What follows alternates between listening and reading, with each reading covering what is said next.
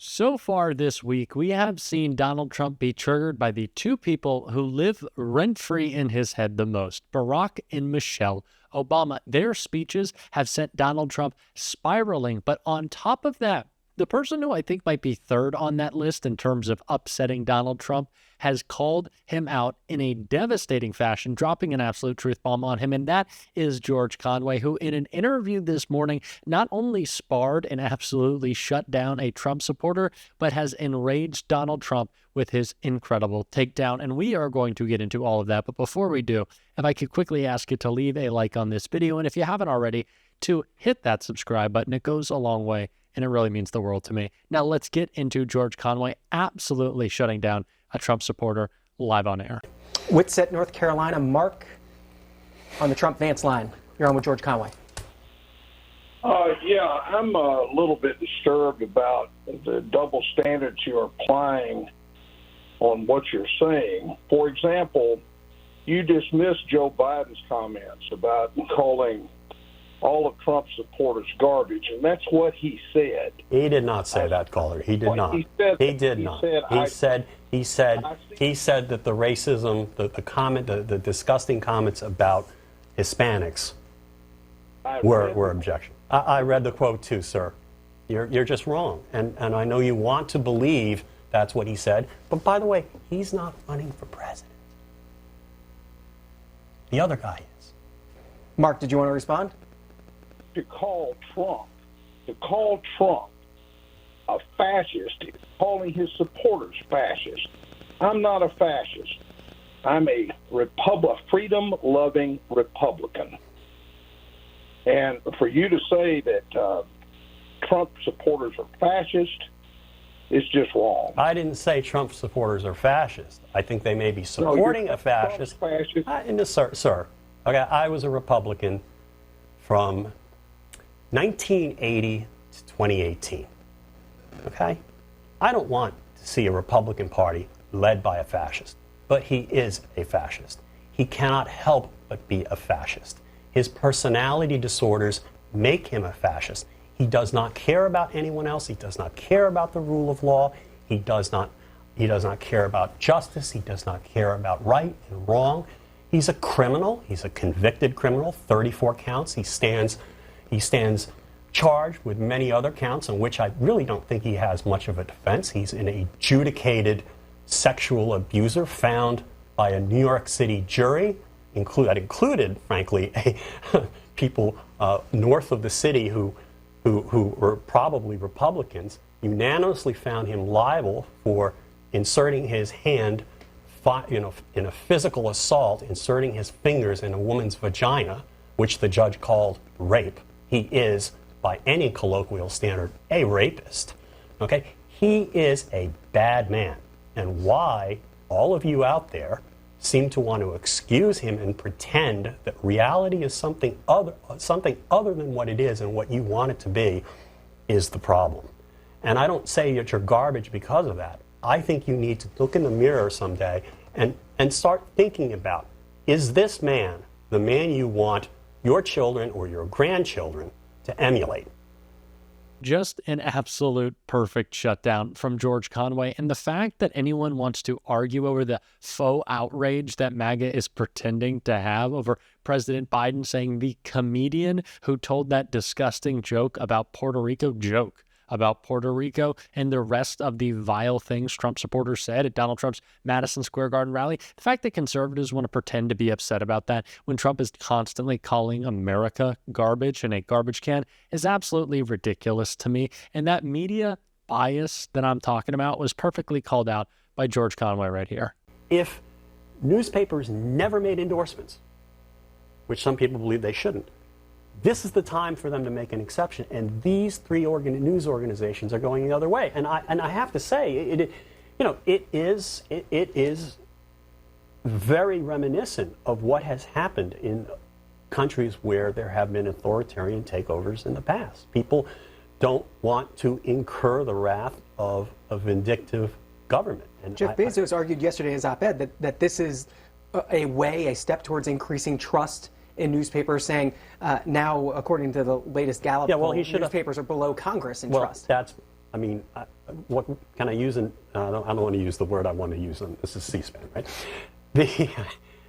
That's garbage, okay, to use a milder word. Because he's owned this paper for a long time. He could have taken this position 2 years ago, 4 years ago, 6 years ago, okay? And he did not.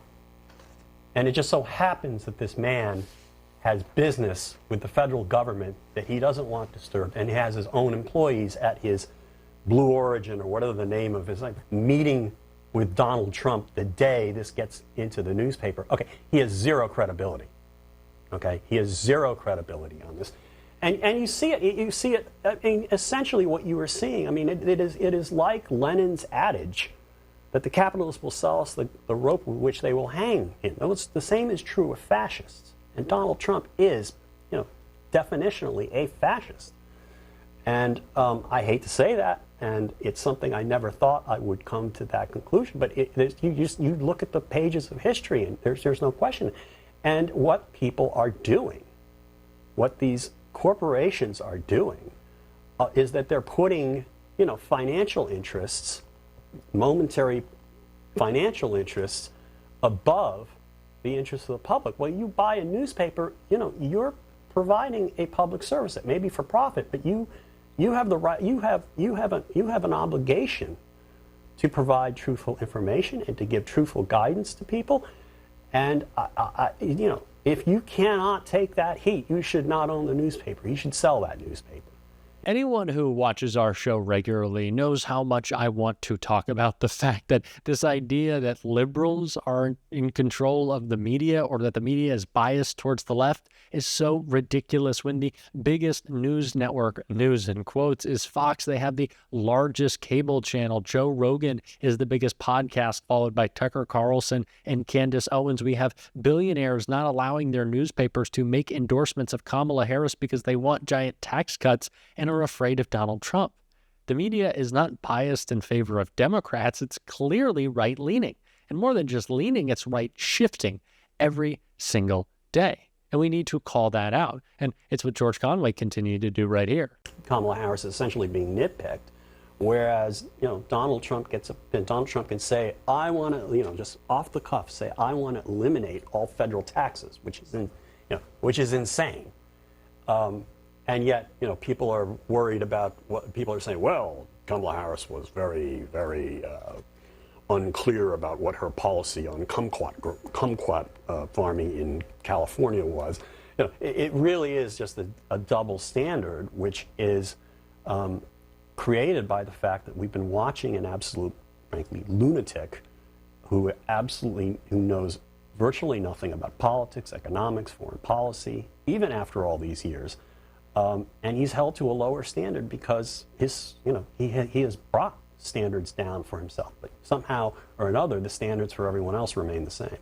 It is such great messaging when we are able to talk about not only the failures of Donald Trump's policy positions from the point of view of his lack of understanding of policy, but his real cognitive decline. The reason Donald Trump likes to talk about tariffs is he can just throw the word around without being checked, because he knows that he can't really speak in complete sentences anymore. So if he were to have to elaborate on policy positions, it would be an absolute nightmare. It's the reason he fearmongers about immigration. It's the reason he wants to talk about energy and just say drill, baby, drill, because he can only speak in catchphrases and simple sentences anymore. And the simple sentences don't represent real or substantive plans. That's why Kamala Harris is calling him out right here.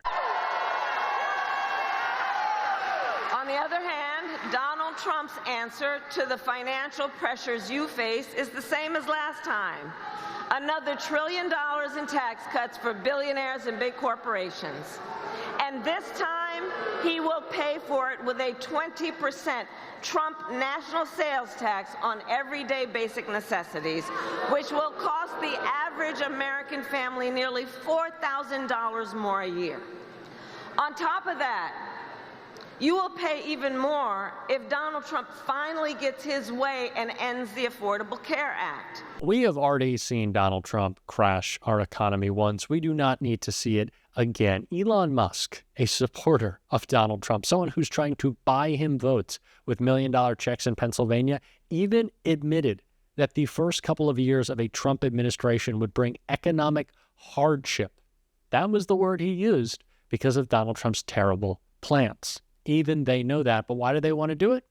Because it'll be beneficial to the 1%. Big tax cuts for the rich. That's what they care about. And that's what we need to call out. And of course, George Conway has been doing a great job calling that out, but he's also been going after Donald Trump with his anti-psychopath pack. And we have to take a look at one of my favorite ads from them. Donald Trump is rattled. The Trump crowd is smaller than the Harris-Walz crowd was. He's mad. Trump was complaining that an estimated 10,000 people were at Harris's event. He's upset. The school administration stopped us from getting another 500, 600, even 1,000 people in. Oh, Donald, do you ever stop whining? Kamala, she was here a week ago, lots of empty seats. Not enough people want to go to his rallies anymore. They want to go to Kamala Harris's rallies.